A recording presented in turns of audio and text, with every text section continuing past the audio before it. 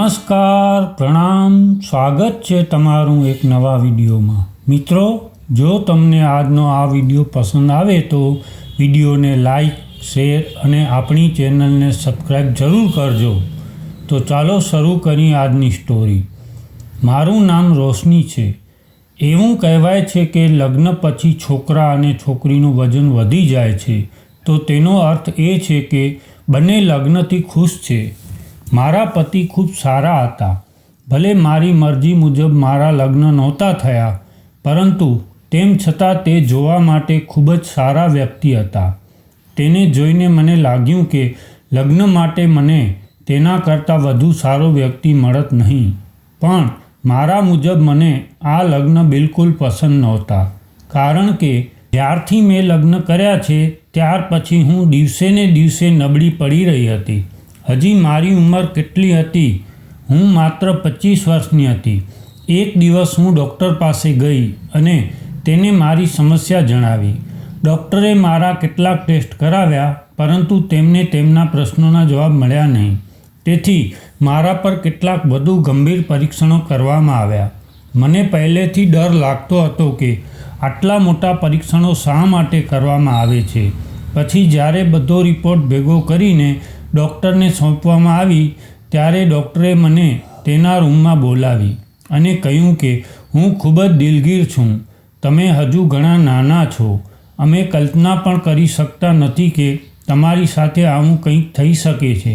એવું કહેવાય છે કે જેઓ તમને પ્રેમ કરે છે તેમની આંખોમાં તમારા માટે ચિંતા દેખાય છે, પરંતુ જ્યારે કોઈ બીજાની આંખોમાં પણ તમારા માટે ચિંતા છે તો તમારે સમજી લેવું જોઈએ કે તમે કોઈ મોટી મુશ્કેલીનો ભોગ બનવાના છો। જેમ કે આ ડૉક્ટર મારી ચિંતા કરતા હતા।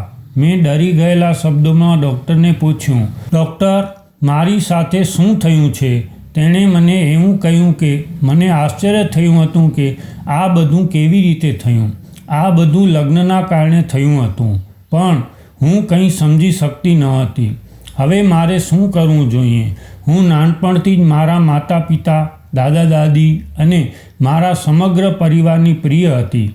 મારા પરિવારની એક જ દીકરી હતી। અમારા પરિવારમાં મોટે ભાગે દીકરી હતી। મારા પિતા મારા દાદાના મોટા પુત્ર હતા। મારા વધુ 3 કાકા હતા અને લગભગ બધા જ પરિણીત હતા। મારી 2 ફઈ પણ હતી અને તે બંને પરિણીત હતા। એ બધાને પણ પુત્ર હતા અને કાકાને પણ પુત્ર હતા। અમારા પરિવારમાં લગભગ 9 છોકરાઓ હતા।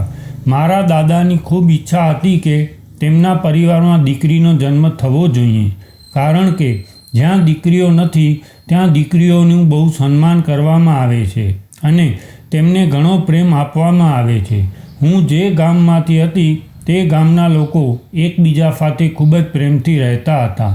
અમારા ગામમાં શહેરના લોકોનું ખૂબ માન હતું। જ્યારે હું પરિવારમાં મારો જન્મ થયો ત્યારે આખા ગામમાં ઉજવણી કરવામાં આવી હતી। છેવટે મારા દાદા ગામના વડા હતા અને એક વડા હતા જે ગામમાં ખૂબ આદરણીય હતા। હું મારા પરિવારની એકમાત્ર પુત્રી હતી, તેથી જ હું બધાની આંખોનો તારો બની ગઈ હતી। જ્યારથી હું જન્મી હતી ત્યારથી મારા પરિવારના તમામ લોકો મને ખૂબ પ્રેમ કરતા હતા। કોઈ મને 1 મિનિટ માટે પણ તેમની નજરથી દૂર થવા દેતા ન હતા। જેમ જેમ હું મોટી થઈ તેમ મને મારા ગામડાના વાતાવરણથી દૂર રાખવામાં આવી। કોઈ પણ રીતે મને મારું ગામ ગમતું નહીં। બાળપણમાં મારા શોખ ખૂબ જ વધારે હતા અને મારા શોખ લગભગ બધાએ પૂરા જ કર્યા હતા। બધા મને એટલો પ્રેમ કરતા કે જો હું કોઈની પાસેથી એક વસ્તુ માંગીશ તો આખો પરિવાર મારા માટે તે વસ્તુ લાવતા। પછી સમય પસાર થયો તો મારા દાદા અને દાદી આ દુનિયા છોડી દીધી અને તેમના સ્થાને મારા પિતાને વડા બનાવવામાં આવ્યા। મારા દાદા દાદીના મૃત્યુ પછી મારા બધા કાકાઓ તેમના પરિવારો સાથે અલગ થઈ ગયા, કારણ કે મારા દાદાએ આખા કુટુંબને એક મુઠ્ઠીમાં રાખ્યા હતા। એક પછી એક મારા દાદા દાદી આ દુનિયા છોડી ગયા અને તેમના ગયા પછી ઘરનું વાતાવરણ ધીરે ધીરે બગડવા લાગ્યું, પણ હું હજી પણ બધાની પ્રિય હતી। મારા પિતાએ મારા બધા શોખ પૂરા કર્યા હતા। તે શહેરમાંથી મારા માટે દરેક વસ્તુ ખરીદતા હતા. હું ગામની અન્ય છોકરીઓ કરતાં ઘણી અલગ હતી. અમારા ગામની છોકરીઓ ખૂબ જ સાદું જીવન જીવતી હતી, પણ હું 10,000ની વસ્તીવાળા ગામમાં એક એવી છોકરી હતી જેના ખૂબ જ નખરા હતા અને આખો પરિવાર તેના નખરા સહન કરતો હતો. એક એવી છોકરી જેનું ભાગ્ય બીજા બધા કરતાં અલગ હતું, જેના ભાગ્ય પર બધાને ગર્વ હતો અને વિચારતા કે કાશ અમારું પણ આવું ભાગ્ય હોય. હું પોતાની જાતમાં ઘમંડી હતી. મારી માતા ખૂબ જ સુંદર હતી અને મને તેની સુંદરતા વારસામાં મળી હતી. જમાનાની વધતી જતી ટેકનોલોજી અને શહેરના નવા રસ્તા અપનાવતી હતી. જેમ કે અમારા ગામની સ્ત્રીઓ ભાગ્યે જ પાર્લરમાં જતી હતી અને હું મોટે ભાગે શહેરમાં આવતી જતી હતી. તેથી જ મારા વાળ પર મારા માતા પિતા શહેરના પાર્લરમાં કપાવતા હતા. મારું જીવન ખૂબ જ સારી રીતે ચાલી રહ્યું હતું. મારું એડમિશન પણ શહેરમાં એક જ સ્કૂલમાં કરાવ્યું હતું. મારા પિતા અને મારા કાકા દરરોજ તેમની કારમાં મને શાળાએથી લેવા આવતા હતા. પરંતુ જ્યારે અમારું કુટુંબ વિભાજિત થયું ત્યારે મારા બધા જ કાકાઓએ પોતપોતાનું ઘર અલગથી બનાવ્યું અને તે પછી ફક્ત મારા માતા પિતા મારી સંભાળ રાખવા માટે બાકી રહ્યા હતા. સમય સાથે મારા બધા પિતરાઈ ભાઈઓ પણ મોટા થઈ ગયા હતા અને મારા કરતાં મોટા હતા અને એક પછી એક બધાને લગ્ન થવા લાગ્યા અને તેઓ પણ પોતાના પરિવારમાં વ્યસ્ત થવા લાગ્યા હતા. 8મું વર્ગ પૂરું કર્યા પછી મેં વિચાર્યું કે હું શહેરમાં રહીશ અને યોગ્ય રીતે અભ્યાસ કરીશ. મેં મારા પિતાને કહ્યું કે મારે હોસ્ટેલમાં રહીને કોલેજમાં અભ્યાસ કરવો છે. મારા માતા પિતા આ માટે સંમત ન હતા. તેણે કહ્યું કે તું અમારી એકમાત્ર દીકરી છે. અમે તને ખૂબ જ લાડ કરીએ છીએ. અમે તને શહેરમાં એકલી કેવી રીતે રહેવા દઈએ? તેથી મેં કહ્યું કે પછી તમે લોકો પણ મારી સાથે શહેરમાં રહેવાનું શરૂ કરો. પરંતુ આ બાબતે કોઈ રાજી થયું નહીં.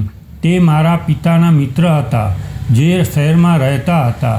જ્યારે મારા પિતાએ તેમના મિત્ર સાથે આ વાત કરી કે અમારી પુત્રી શહેરમાં રહીને અભ્યાસ કરવા માંગે છે, ત્યારે તેમણે મારા પિતાને કહ્યું કે આ તો ખૂબ સારી વાત છે. તમારી દીકરીની વિચારસરણી બહુ સારી છે. જો તે અહીં રહીને ભણવા માંગતી હોય તેમાં શું મોટી વાત છે? ખબર નહીં કેટલા દૂરથી આવી છોકરીઓ અને છોકરાઓ હોસ્ટેલમાં રહે જ છે. અભ્યાસ પૂરો કરીને જ તે પોતાના ઘરે જાય છે. પરંતુ મારા પિતા તેમની પુત્રીને શહેરમાં એકલી છોડીને ડરતા હતા. તેના મિત્રએ તેને સમજાવ્યું કે તારી દીકરી એકલી નથી. જે અહીં રહીને ભણશે.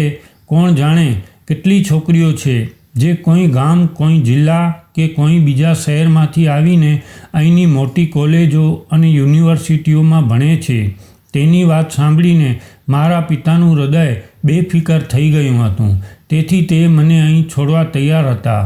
પરંતુ તે સમયે હું બહુ મોટી નહોતી. તેથી દર બીજા કે ત્રીજા દિવસે મમ્મી પપ્પા ઝડપથી મને મળવા આવતા હતા. તેણે કહ્યું કે દીકરી, અમે તને ખૂબ યાદ કરીએ છીએ. પછી સમય પસાર થયો. મારો અભ્યાસ આગળ વધતો રહ્યો. તેમને મારા વિના જીવવાની આદત પડી ગઈ હતી. તે મહિનામાં એકવાર મને મળવા આવતા હતા અને હું પણ રજા પર મારા ગામ જતી હતી. પણ શહેરમાં રહેતા મોટા થયા પછી અને શહેરના વાતાવરણમાં ભણ્યા પછી મને મારું ગામ જરાય ગમતું નહીં.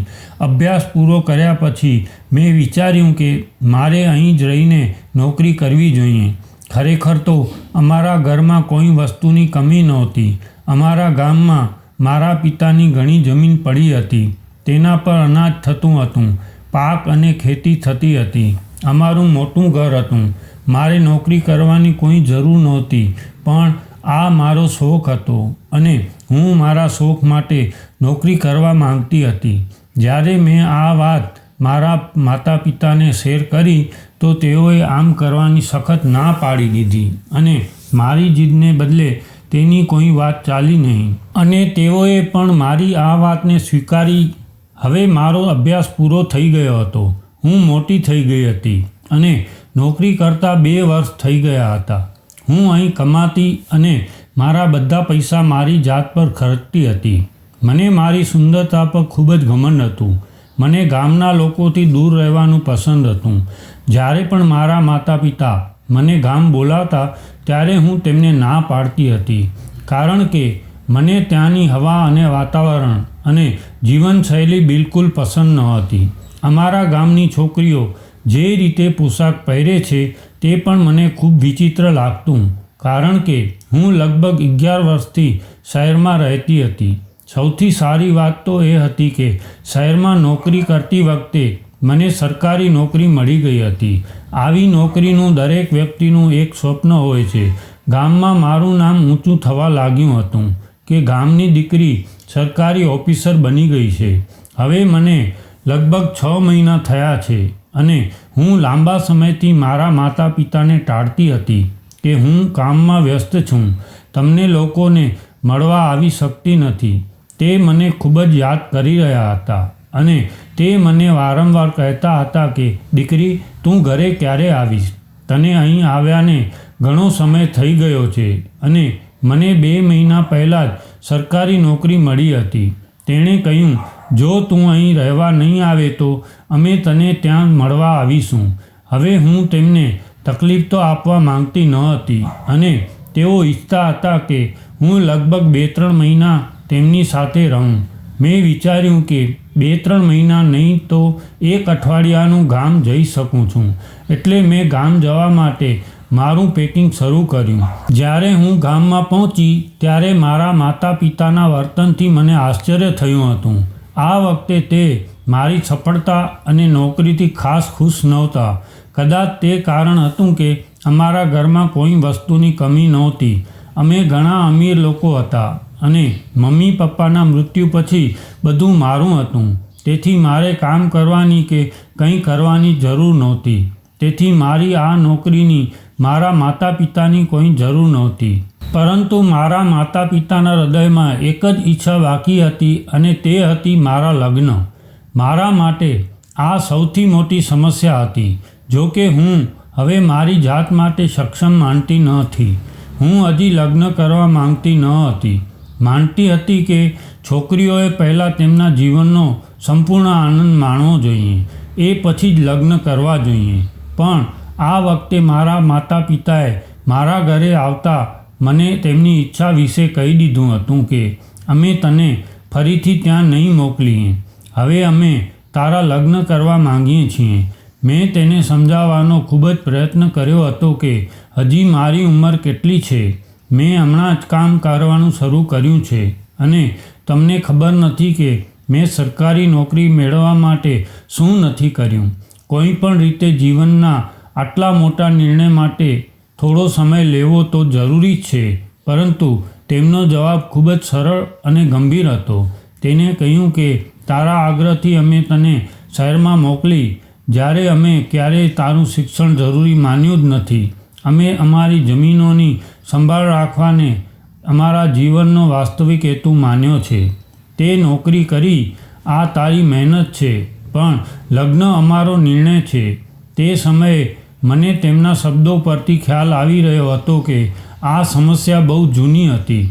તેણે મારા માટે એક છોકરો પણ શોધી કાઢ્યો હતો અને મારા સંબંધની પુષ્ટિ પણ કરી હતી. અને તે છોકરો બીજો કોઈ નહીં, અમારા ગામના જમીનદારનો દીકરો રાજપાલ હતો, જે મને જરાય ગમતો જ ન હતો. પણ અમારા ગામના છોકરાઓ છોકરીઓના નાનપણમાં જ સંબંધો નક્કી કરી દેતા હતા. તેમના સિદ્ધાંતો અનુસાર મારા માતા પિતાએ મારા સંબંધ પણ ગામના સૌથી ધનિક વ્યક્તિના પુત્ર સાથે ગોઠવી દીધા.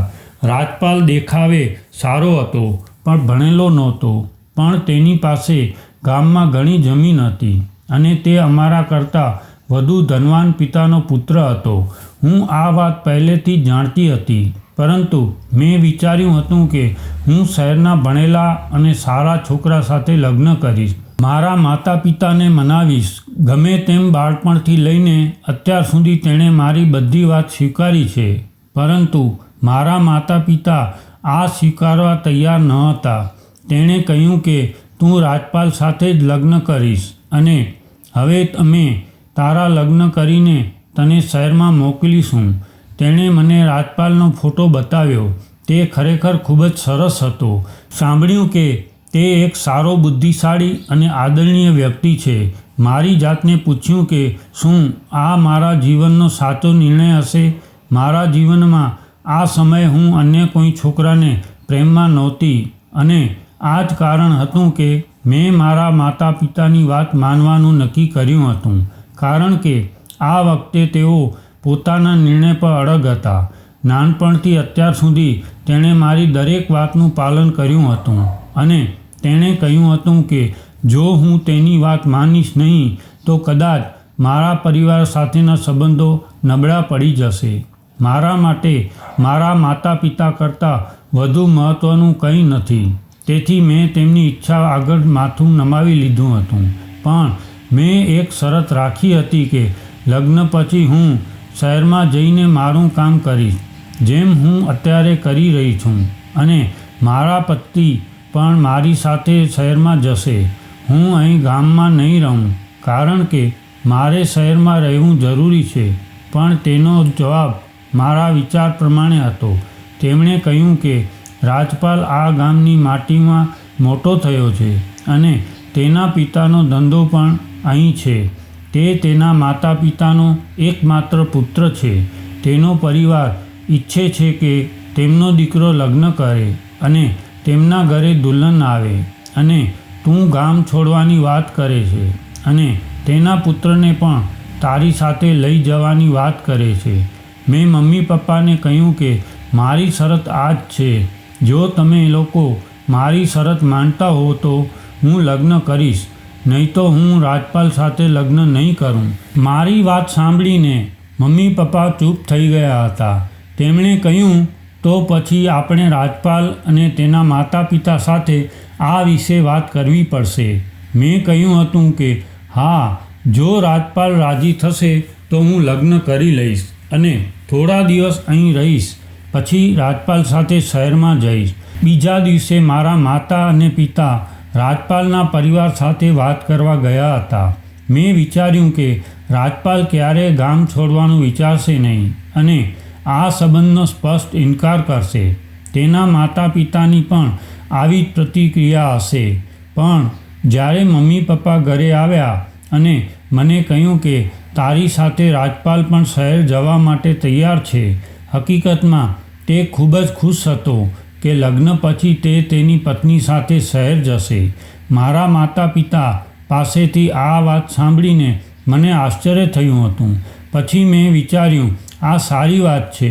જો મારો પતિ શહેરમાં જાય છે તો તેમને થોડીક સ્થાનિક હવા મળશે અને હું તેમને અહીંના વાતાવરણમાંથી બહાર કાઢીને મારી જેમ બનાવીશ. જો કે આ નિર્ણય મારા માટે સરળ ન હતો, પરંતુ તેમ છતાં હું દરેક સાથે સંમત હતી અને મારી જાતને ખાતરી આપી કે બધું સારું થઈ જશે. પણ મને ખબર નહોતી કે મારું જીવન મને ક્યાં લઈ જશે. લગ્ન પછી જ્યારે હું નીકળીને મારા સાસરે ગઈ ત્યારે રૂમનું વાતાવરણ ખૂબ જ વિચિત્ર હતું. મારા સાસરિયાઓએ મને સારા કપડાં પણ આપ્યા ન હતા. ચોલી એટલી ખરાબ હતી કે મને બિલકુલ સારી લાગતી ન હતી. એના આવા તેજસ્વી રંગો હતા અને સમગ્ર ભારે હતી. મને મોટે ભાગે સરળ વસ્તુઓ ગમતી હતી. આવું જ કંઈક અમારા ગામમાં લગ્ન સમયે દુલ્હનને કપડાં આપતા હતા. લગ્નની તમામ વિધિઓ ત્યાં ખૂબ જ વિચિત્ર ધાર્મિક વિધિઓ હતી જેની હું વિરોધી હતી. પણ જ્યારે પણ હું મારી માતાને કંઈક કહેતી ત્યારે તે મને ચૂપ રહેવાનું કહેતી અને કહેતી કે દીકરા, તારી વિચારસરણી શહેર જેવી છે. આ જ થાય છે, થવા દે.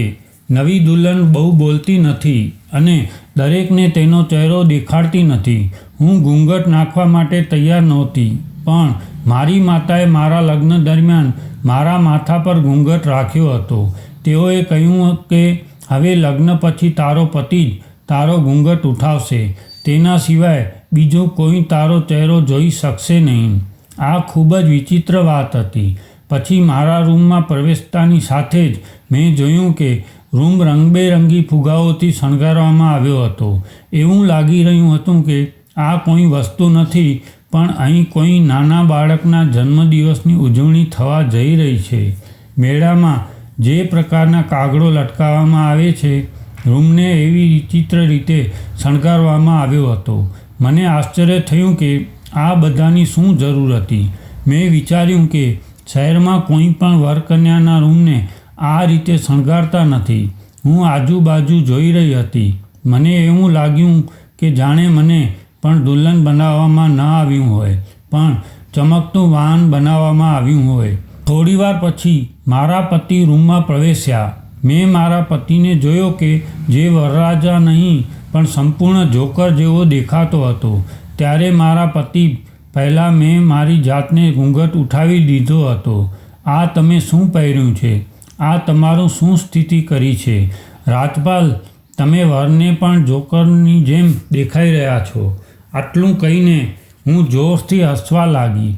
મેં જોયું કે તેના ચહેરાનો રંગ ઉડી ગયો હતો.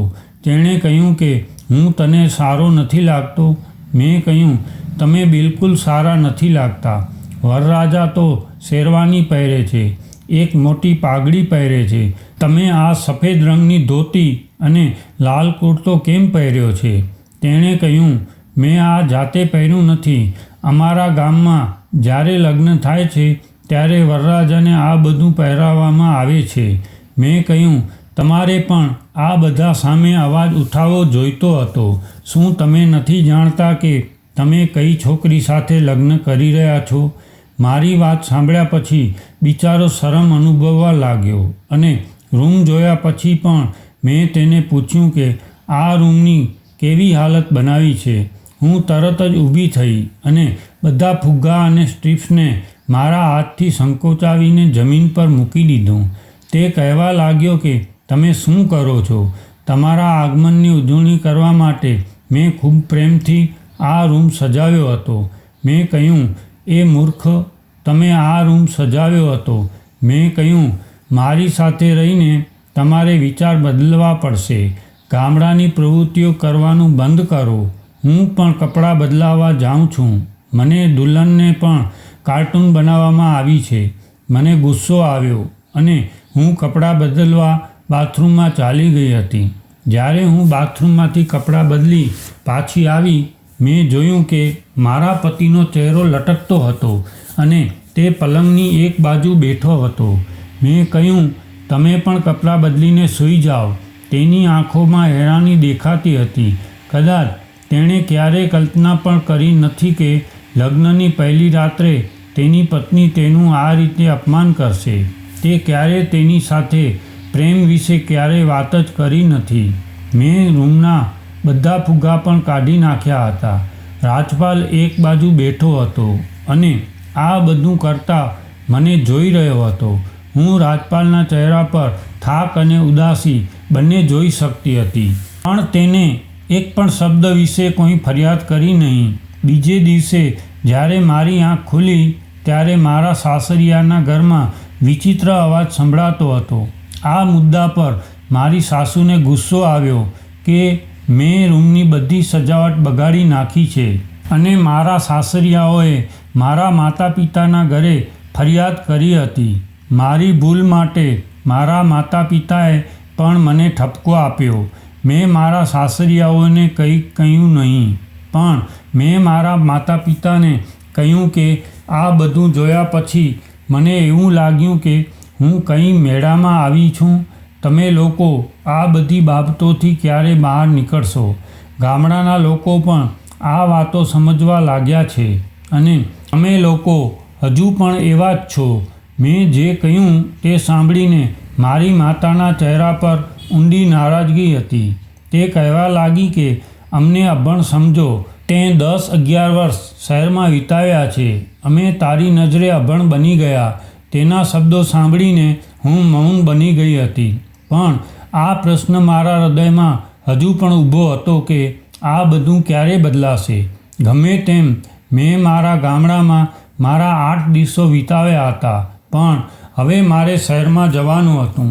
આથી મેં મારા સાસરિયાઓને કહ્યું હતું કે રાજપાલ એટલો સરસ હતો કે તેણે મારી 8 દિવસમાં ઘણી કાળજી લીધી હતી. ન તો તેણે મને ઘરનું કોઈ કામ કરવા દીધું અને તે હંમેશા મને માન આપતો હતો. તે મારી સાથે રાણી જેવો વ્યવહાર કરતો હતો. તેણે મને કહ્યું કે તે આખી જિંદગી મારી ખૂબ જ કાળજી રાખશે અને મારા માટે ઢાલ બનીને મારી પડખે ઊભો રહેશે. જ્યારે પણ હું તેને જે કહેતી તેવું જ કરતો હતો. તે એક સારો માનવ હતો. મારા માતા પિતા પણ રાજપાલથી ખૂબ ખુશ હતા. તેણે જલ્દી જ તેમનું દિલ જીતી લીધું હતું અને મારું પણ રાજપાલ પણ આખી જિંદગી ગામમાં રહ્યો હતો. તેથી તેને શહેરની જિંદગી વિશે વધુ ખબર ન હતી. પરંતુ ત્યાં ગયા પછી તેને ગોઠવવામાં થોડો સમય લાગશે. તે મારી સાથે ફ્લેટમાં રહે છે, પણ હું આખો દિવસ કામ પર હતી. આથી તે ફ્લેટમાં એકલો જ રહેતો હતો. પરંતુ તે બિચારો વ્યક્તિ ફ્લેટનું તમામ કામ કરતો હતો. મને કોઈ કામ કરવા દેતો ન હતો. હું રાત્રે થાકીને ઘરે પાછી આવું તો મારા માટે ખાવાનું બનાવતો હતો. તેણે મારી ખૂબ જ કાળજી લીધી. મેં વિચાર્યું કદાચ થોડા દિવસ પછી તે અહીં ગોઠવાઈ જશે, પણ હું ખોટી સાબિત થઈ. તે હંમેશા તેના માતા પિતાને યાદ કરતો અને મને વારંવાર કહેતો કે આપણે ગામડે જઈએ. હું અહીં રહી શકતો નથી. મને અહીં કશું મારું પોતાનું નથી લાગતું. મેં તેને સમજાવવાની ઘણી કોશિશ કરી, પણ તે મારી વાત સમજવા તૈયાર ન હતો. તે હંમેશા ગામની જ વાત કરતો હતો. તે તેના પરિવારના સભ્યોને યાદ કરતો.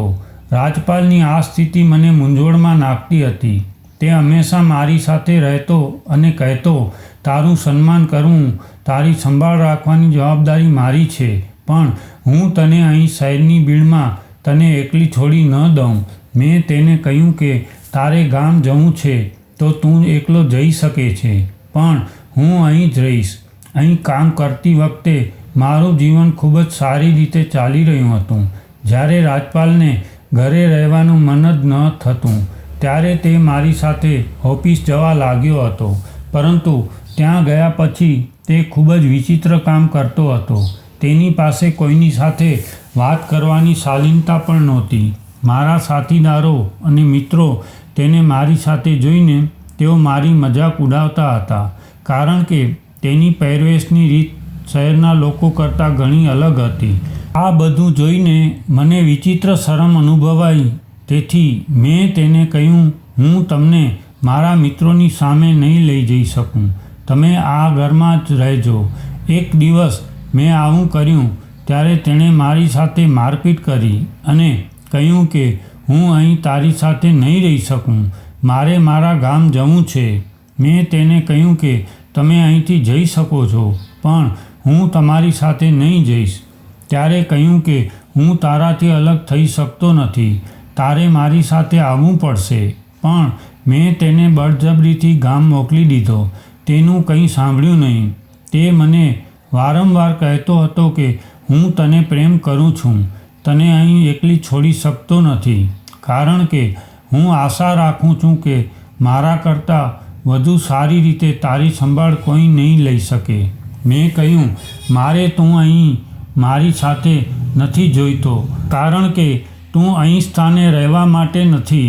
હવે મારી તેની સાથે ખૂબ જ મજાક બની રહી હતી. અત્યાર સુધી મેં તેને બધાથી ગુપ્ત રાખ્યો હતો. બધા લોકોને ખબર પડી કે તે મારો પતિ છે અને મેં મારા ઘણા મિત્રોની સામે તેનું અપમાન પણ કર્યું હતું, કારણ કે મારા મિત્રો મારા ફ્લેટ પર આવતા રહેતા હતા.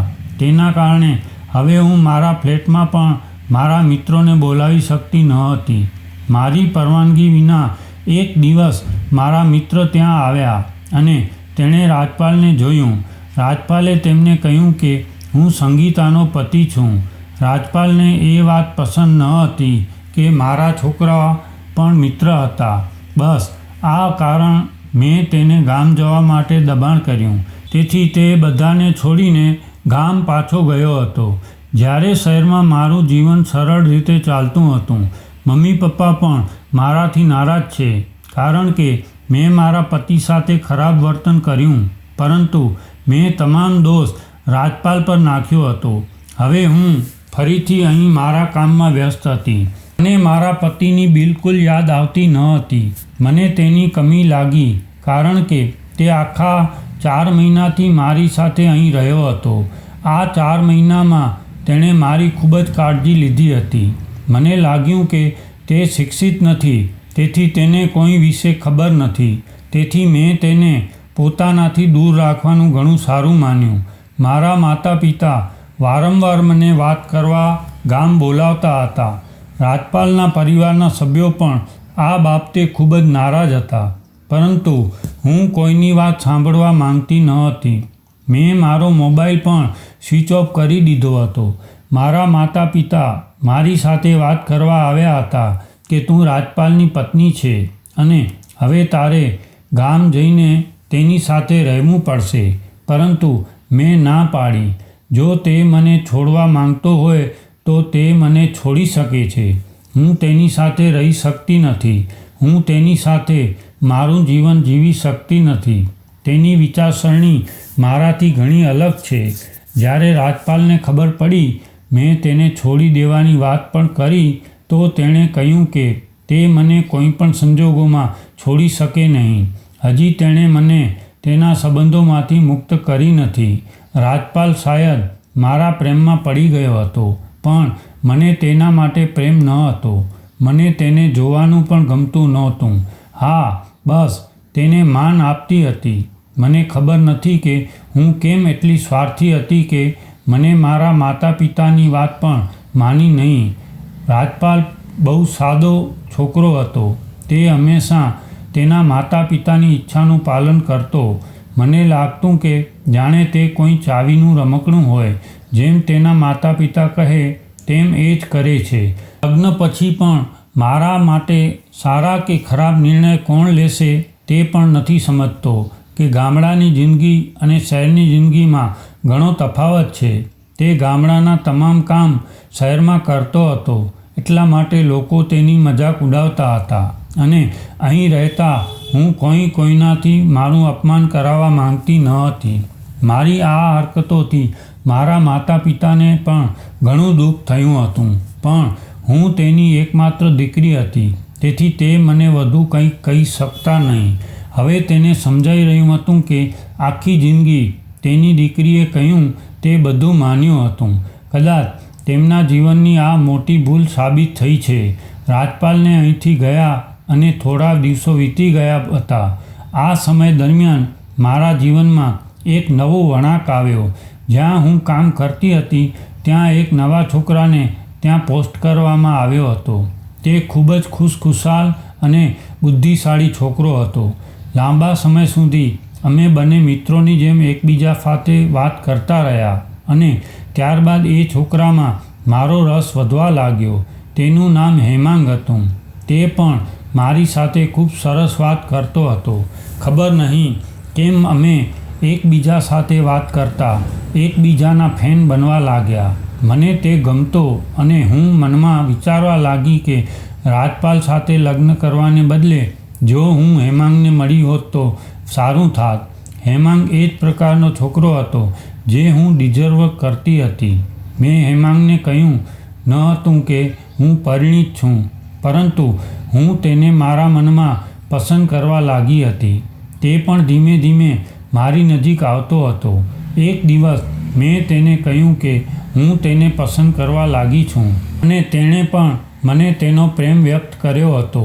તે દિવસ પછી અમે બંને એકબીજા સાથે રિલેશનશિપમાં રહેવા લાગ્યા. મારા પરિવારને ખબર ન હતી કે પરિણીત હોવા છતાં હું એક છોકરા સાથે અફેર કરી રહી હતી. હેમાંગ માત્ર સ્માર્ટ નહોતો, પરંતુ તેની કામ કરવાની રીત અને તેની ચાલવાની શૈલી પણ અજોડ હતી. રાજપાલ અને હેમાંગ વચ્ચે જમીન અને આસમાનનો તફાવત હતો. તે મારી જેમ સરકારી નોકરી કરતો હતો.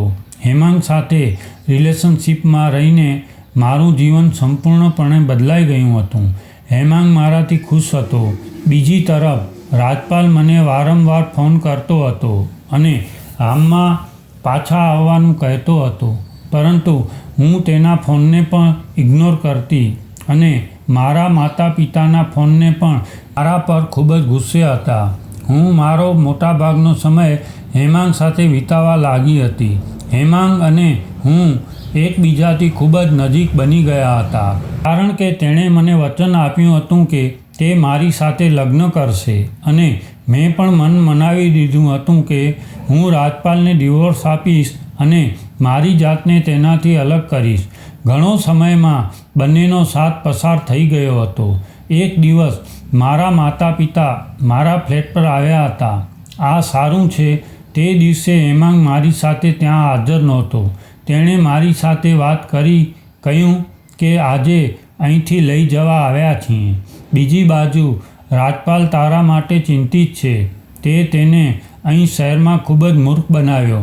તે ફરીથી તારી નજીક આવવા માંગતો નથી અને અમે પણ નથી ઈચ્છતા કે તેની સાથે તારો સંબંધ સમાપ્ત થાય. તારા કારણે ગામમાં અમને ઘણું દુઃખ થાય છે. મેં મારા માતા પિતાને તે દિવસે પ્રથમ વખત અસંસ્કારી રીતે વાત કરી હતી અને કહ્યું હતું કે અહીં તમારા જમાઈને લીધે મારું નાક બહુ કપાતું હતું. તેથી મેં તેને ગામમાં જવાનું કહ્યું. હું તેની સાથે રહી શકતી નથી. મારું આ વર્તન જોઈને મારા માતા પિતા ચોંકી ગયા હતા. મેં તેમને કહ્યું કે તમે લોકો અહીંથી જઈ શકો છો અને તમારામાંથી કોઈની જરૂર નથી. અને હા, રાજપાલને કહો કે મને છૂટાછેડા આપી દે. તે મારા લાયક નથી. મારા માતા અને પિતા ખૂબ ગુસ્સે હતા, પરંતુ તે મારા ફ્લેટમાંથી શરમ અનુભવીને પાછા ગયા હતા, કારણ કે હું તેની સાથે બરાબર વાત કરતી ન હતી. મેં તેને બેસવાનું કહ્યું ન હતું. બસ તેની સાથે ગેરવર્તન શરૂ કરી દીધું. તેમને લાગ્યું કે હું તેમનું અપમાન કરી રહી છું, તેથી ત્યાં તેઓ લાંબો સમય રહી શક્યા નહીં અને મને તે ગમ્યું કે તે ભવિષ્યમાં મારા જીવનમાં દખલ નહીં કરે. હજુ થોડા દિવસો આમ જ વીતી ગયા. મારા માતા પિતાએ ફરી ક્યારેય મારો સંપર્ક કરવાનો પ્રયાસ કર્યો નહીં. પણ હવે મારી તબિયત કંઈક હદે બગડી ગઈ હતી અને મને કંઈક સારું લાગતું નહોતું. હું નબળી પડી રહી હતી. જ્યારે હું હેમાંગને આ જ વાત કહેતી ત્યારે તે મારી અવગણના કરતો. મેં તેને ઘણી વખત કહ્યું હતું કે હું કમજોર બની રહી છું. હું ખૂબ જ નબળાઈ અનુભવું છું. મને ખબર નથી કે મારી સાથે શું થાય. તેણે મને કહ્યું કે હું તને કેવી રીતે કહું કે તારી સાથે શું થયું છે. હું ડૉક્ટર થોડી છું. તું ડૉક્ટર પાસે કેમ જતી નથી? હેમાંગની અંદાજથી સ્તબ્ધ થઈ ગઈ હતી. આ સમય દરમિયાન હું રાજપાલને ખૂબ મિસ કરતી હતી, કારણ કે તે મારી સાથે અહીં હાજર હતો. મારા હાથ પર એક નાનો ચેકો પડતો તો તે મારા માટે ખૂબ જ ચિંતિત થતો હતો. તેણે દરેક રીતે મારું ધ્યાન રાખ્યું હતું. કદાચ આજે હેમાંગને બદલે જો રાજપાલ ત્યાં હોત તો તે મારા માટે ખૂબ જ ચિંતિત હતો. હમણાં પૂરતું મેં મારા મનમાંથી રાજપાલના વિચારને દૂર કરવાનો પ્રયાસ કર્યો અને હજુ સુધી રાજપાલ તરફથી છૂટાછેડાની નોટિસ મળી ન હતી. આખા ગામમાં મારા વિશે દરેક પ્રકારની વાતો થતી હતી. મારા સાસરિયાઓનું અને મારા માતા પિતાનું ખૂબ જ અપમાન થતું હતું. એક દિવસ હું અમારા ગામના એક છોકરાને મળી જે કોઈ કામ માટે શહેરમાં આવ્યો હતો. તેણે મને કહ્યું, અરે સંગીતા, અમે સાંભળ્યું છે કે તે રાજપાલને છોડી દીધો છે. મેં તેને ગર્વથી કહ્યું કે હા, મેં તેને છોડી દીધો છે. મારે તેની સાથે કોઈ સંબંધ નથી. તેણે કહ્યું કે તેની સાથે આવું ન કરો. તે બિચારો તારા માટે ખૂબ જ ચિંતિત છે. તારા માટે દિવસ રાત રડતો રહે છે. તે અહીં શહેરમાં આવવા ખૂબ જ પ્રયત્ન કરી રહ્યો છે, જેથી તે અહીં તારી સાથે વાત કરી શકે. પરંતુ તેના માતા પિતાએ તેને રોક્યો છે અને કોઈ પણ રીતે મેં પહેલેથી જ નક્કી કરી લીધું હતું કે હું મારું જીવન મારી મરજી મુજબ જીવીશ અને હેમાંગ સાથે લગ્ન કરીશ. પરંતુ જ્યારે પણ હું હેમાંગ સાથે લગ્ન વિશે વાત કરતી ત્યારે તે આ વિષયને ટાળતો હતો. અમે બંને પતિ પત્ની જેમ એક જ ફ્લેટમાં સાથે રહેતા હતા, પરંતુ તે મારી સાથે લગ્ન કરવા રાજી ન હતો. હું દિવસે ને દિવસે નબળી થતી જતી હતી અને લાગ્યું કે હવામાન બદલાઈ રહ્યું છે, તેથી મારી આવી કમીઓ આવે છે. મને ખાંસી અને શરદી બહુ તીવ્ર થઈ ગઈ હતી અને તે પણ સમાપ્ત થવાનો કોઈ સંકેત ન હતી. અમારા માટે વિચિત્ર વાત હતી. અહીં હેમાંગ મને દિવસે ને દિવસે અવગણતો હતો. જ્યારે પણ તેને મારી જરૂર હોય ત્યારે તે મને મળવા માટે મારી પાસે આવતો હતો, પણ હવે તે મારી અવગણના કરતો હતો. તે કહે છે કે હું કામમાં વ્યસ્ત છું. તે હવે મારો ફોન પણ ઉપાડતો ન હતો અને મને મળવા પણ આવતો ન હતો. હું તેને કહેતી કે મને ડૉક્ટર પાસે લઈ જાઓ, મારી તબિયત સારી નથી. તેણે કહ્યું કે મારી પાસે તને ડૉક્ટર પાસે લઈ જવાનો સમય નથી. તું નાની છોકરી નથી, તું જાતે ડૉક્ટર પાસે જઈ શકે છે. તેની વાત સાંભળીને હું ચૂપ થઈ ગઈ હતી. રાજપાલને ખૂબ મિસ કરી રહી હતી. તેણે મારી કેટલી કાળજી લીધી હતી. હેમાંગ હતો જે મારી માંદગી દરમિયાન મારી સામે જોતો પણ નહોતો. મારું વજન હવે 51 કિલો સુધી પહોંચી ગયું હતું અને જેણે પણ મને જોઈ તેણે મારી તબિયત નોંધી લીધી હતી. મને પણ એવું લાગતું હતું કે મારું નબળું હોવું એ સામાન્ય વાત નથી. કદાચ કોઈ આંતરિક રોગ હોઈ શકે છે જે મને અંદરથી ખાઈ રહ્યો હોય. તેથી મારે ચેકઅપ કરાવવાની જરૂર હતી. હું ડૉક્ટર પાસે ગઈ હતી. આ સમયગાળા દરમિયાન હેમાંગ મારી સાથે નહોતો. તેને ઘણા દિવસો વીતી ગયા હતા મારી સાથે વાત કર્યાની. જ્યારે પણ હું ઘરે જતી ત્યારે રાજપાલ મારા માટે ભોજન બનાવીને રાખતો, ઘરના બધા કામો કરતો. પરંતુ મારી માંદગીના સમયમાં હું ઘરનું કોઈ કામ કરી શકતી ન હતી. મોટે ભાગે હોટેલમાંથી બધું લાવીને ખાતી હતી અને હોટેલનું ભોજન મને ઘણું નુકસાન પહોંચાડતું હતું. હવે હેમાંગ મને અજાણ્યા જેવો લાગવા લાગ્યો હતો. મેં એવું વિચાર્યું કે હેમાંગને મારા જીવનમાં સામેલ કરીને મેં ખોટો નિર્ણય લીધો છે. ડૉક્ટરે મારું ચેકઅપ કરાવ્યું હતું અને 2 દિવસ પછી મારો રિપોર્ટ આવવાનો હતો. તે પછી જ હું કોઈ સારવાર કરાવી શકીશ. મેં હેમાંગના વિશે કહેવાની ઘણી કોશિશ કરી, પરંતુ તેણે મારી વાત સાંભળીને તેણે એમ કહીને વાતનો અંત કર્યો કે જો તારી તબિયત સારી નથી તો મારે શું કરવું. હું ઈચ્છતી હતી કે તે મારી પાસે આવે. મને તેની જરૂર હતી. તેણે મારી ચિંતા કરવી જોઈએ અને મારી સાથે બેસીને મારી બીમારી વિશે ચર્ચા કરવી જોઈએ. તેણે મારી સ્થિતિને ગંભીરતાથી લે, પરંતુ તેની પાસે દરેક માટે સમય હતો, માત્ર મારા માટે ન હતું. તે કદાચ મારા માટે યોગ્ય ન હતું. રાજપાલના પ્રેમનું બલિદાન મારા માટે મહત્ત્વપૂર્ણ હતું અને હવે હું તેને ખૂબ જ મિસ કરી રહી હતી. 2 દિવસ પછી જ્યારે મારા રિપોર્ટ આવ્યા ત્યારે ડૉક્ટરે સિરિયસ થઈને કહ્યું કે તમને એડ્સ થઈ ગયો છે. મને આઘાત લાગ્યો. આ સમાચાર મારા માટે આંચકાથી ઓછા નહોતા. મેં કહ્યું, ડૉક્ટર, આ કેવી રીતે થઈ શકે છે? ડૉક્ટરે કહ્યું કે તમારી ઇમ્યુનિટી ઓછી થઈ ગઈ છે. તમે ખૂબ જ નબળા પડી ગયા છો અને તમને કોઈના દ્વારા રોગ થયો છે.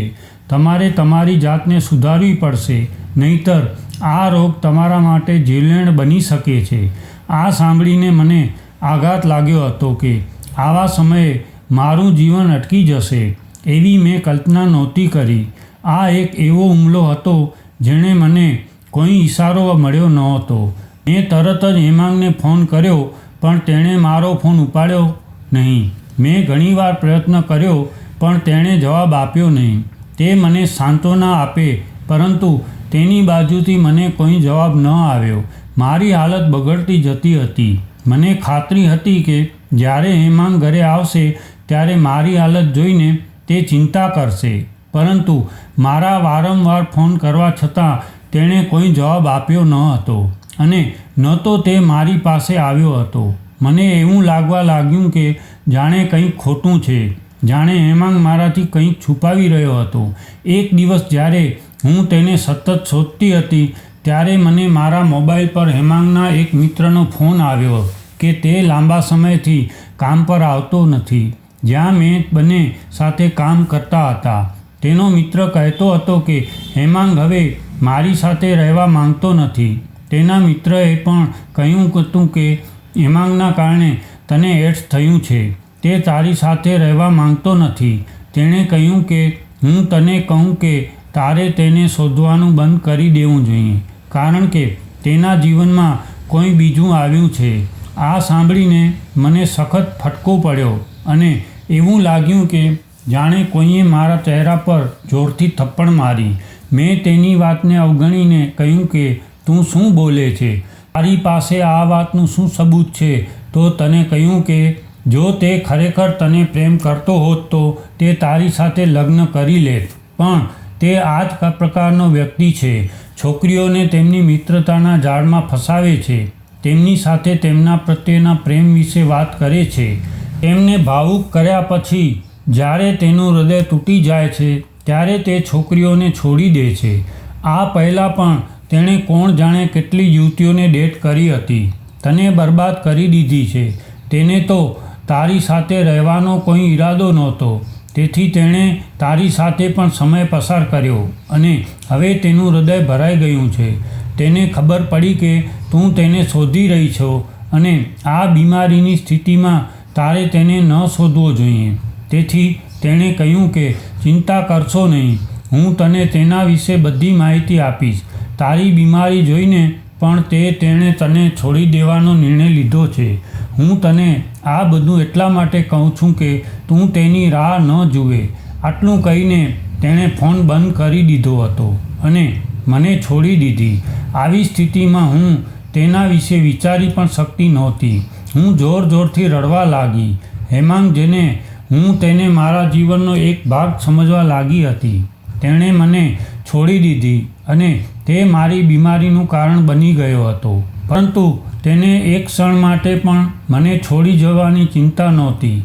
હેમાંગને મને છોડી દેવાની તેનાથી મને ઘણું દુઃખ થયું હતું. પરંતુ પછી મેં વિચાર્યું કે હું મારી વિખાયેલી જિંદગીને ફરીથી સુધારી શકું છું. આ બધાએ મારું જીવન ફેરવ્યું છે.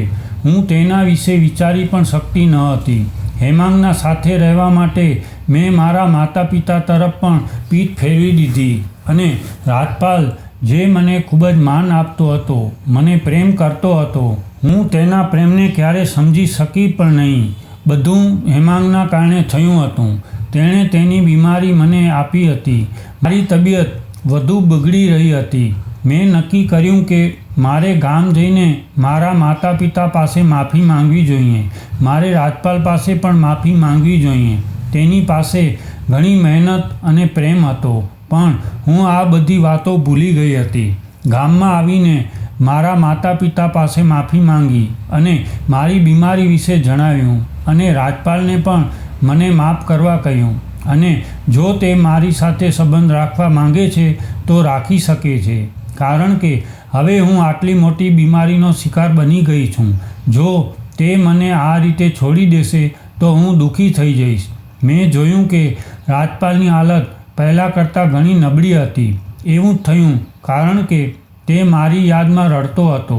તેના માતા પિતા હંમેશા તેમના પુત્રને મારાથી દૂર રાખવાનો પ્રયાસ કરતા હતા, પણ મને તેની નજર સામે જોઈને પણ રાજપાલના હૃદયમાંથી મારા પ્રેમ નીકળતો ન હતો અને તેણે તેની માતાને સામે જઈને કહ્યું કે તે મારી સાથે સંબંધ રાખવા માંગે છે. મેં આ રાત કોઈને કહ્યું નહીં કે મારી હાલત હેમાંગના કારણે થઈ છે, નહીંતર મારા માતા પિતા કે રાજપાલ મને જીવનભર સ્વીકારી ન હોત. કદાચ આ રહસ્યને કારણે મારા માતા પિતાએ મને માફ કરી દીધા અને રાજપાલે પણ માફ કરી દીધી. રાજપાલ સાથે મારું ઘર વસાવવા માટે મેં આ રાજને દબાવી દીધો. આ બધા પછી પણ રાજપાલે મને ખુલ્લા દિલે સ્વીકારી લીધી, મારી સેવા કરી.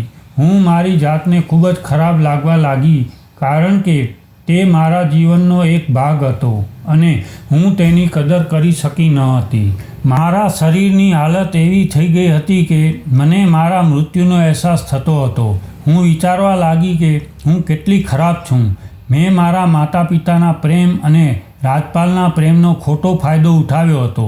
મારા પિતા અને રાજપાલ મને મુંબઈ શહેરમાં લઈ ગયા અને ત્યાં મારી સારવાર કરાવી. આ દરમિયાન રાજપાલે મારી ખૂબ જ કાળજી લીધી હતી, જેમ કે હું તેના માટે ખૂબ જ મહત્ત્વપૂર્ણ છું. મારી માંદગી વિશે સાંભળીને તે ખૂબ જ પરેશાન થયો હતો અને આવા મુશ્કેલ સમયમાં તેણે મારું સંપૂર્ણ સમર્થન આપ્યું હતું. આપણા ભાગ્યમાં ભગવાન આપણી સાથે કેટલાક લોકોને જોડે છે જે આપણા માટે ખૂબ સફળ સાબિત થાય છે. પરંતુ આપણે તેમની કદર કરતા નથી. જ્યારે આપણે આવા લોકોને મહત્ત્વ નથી આપતા ત્યારે ભગવાન આપણને તેમનાથી અલગ કરી દે છે અને તેમને ઓછું મહત્ત્વ આપે છે. એક વાસ્તવિકતા છે કે વ્યક્તિ પાસે જે પણ વસ્તુ હોય છે તે તેની કદર નથી કરતો અને તેના માટે તે કસોટી બની જાય છે અને ભગવાન તેનાથી ગુસ્સે થાય છે અને તેના ગુસ્સાનું પરિણામ તેના માટે નુકસાનકારક સાબિત થાય છે. આપણે હંમેશા ઈશ્વરની ઈચ્છા પ્રમાણે ચાલવું જોઈએ, તેની આપેલી વસ્તુઓ માટે આભાર માનવો જોઈએ અને ખુશ રહેવું જોઈએ.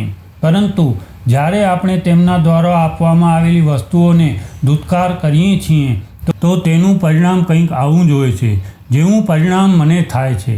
તેટલું જ મને રાજપાલે જેટલો પ્રેમ આપ્યો હતો એ બધું મારું નસીબ હતું, પણ મેં રાજપાલની કદર કરી ન હતી અને ન તો મારા માતા પિતાની.